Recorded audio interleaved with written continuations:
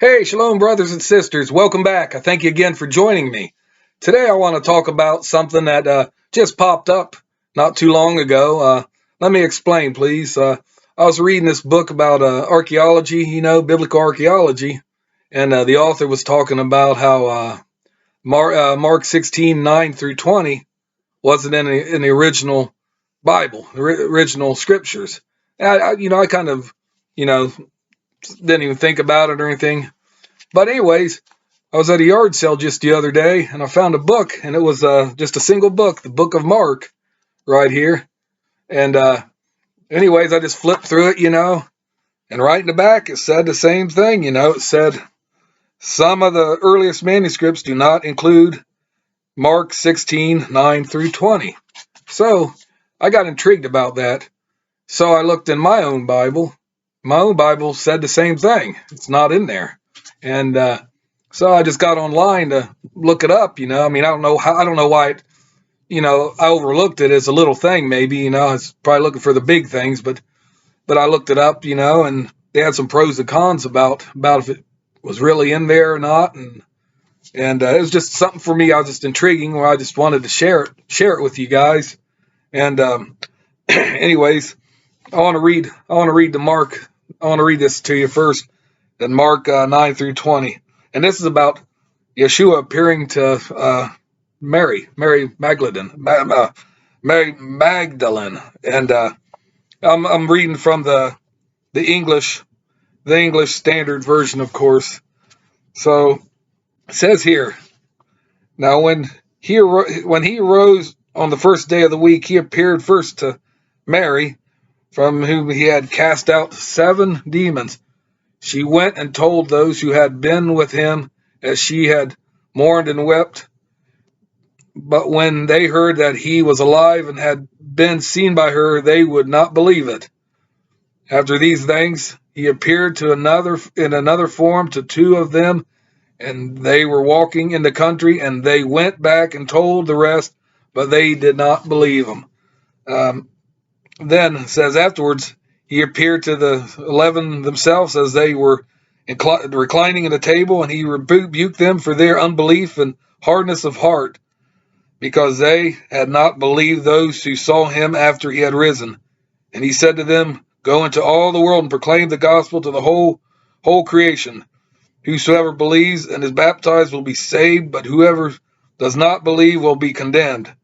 And these signs will accompany those who believe in my name. They will cast out demons, they will speak in new tongues, they will pick up serpents with their hands, and if they drink any deadly poison, it will not hurt them. They will lay their hands on the sick, and they will recover. So then the Lord Jesus, after he had spoken to them, was taken up into heaven and sat down at the right hand of God. And they went out and preached everywhere, while the Lord worked with them and confirmed the message by the accompanying signs. So that was what the text is.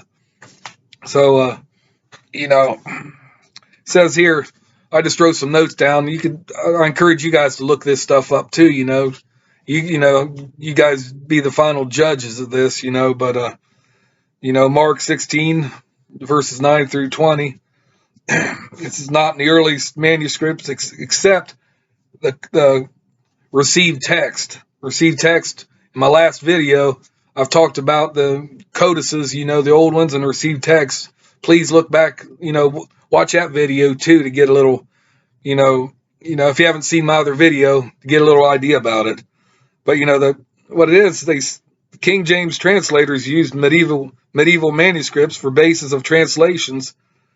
Then the codices, Sinaiticus and Vaticanus, don't include the extra verses, these extra verses. Those codexes, like I said the other day, I made the videos about the codices. Anyways, at least 23 Greek manuscripts include Mark 16:9 through 20 have anomalies like extra endings or notes that express doubts of authenticity of these verses.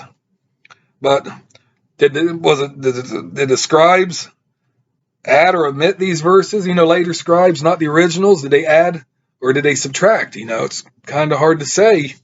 And I'm not jumping to conclusions myself about this. I mean, I'm still going to investigate it and everything else. But, some scribes could have came along and took them out for some reason, or they could have added them to it just to make a finale because Mark, the ending of Mark, it just like abruptly ends, just sort of like the book of Acts, just abruptly ends without any what we call maybe proper ending or something.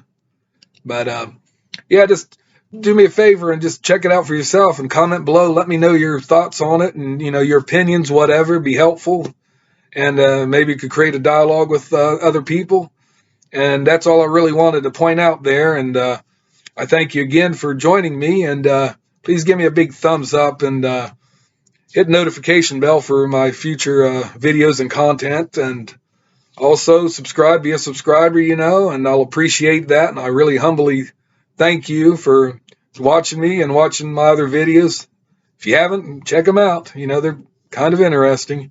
That's all I want to say right now. Till then, peace out and shalom.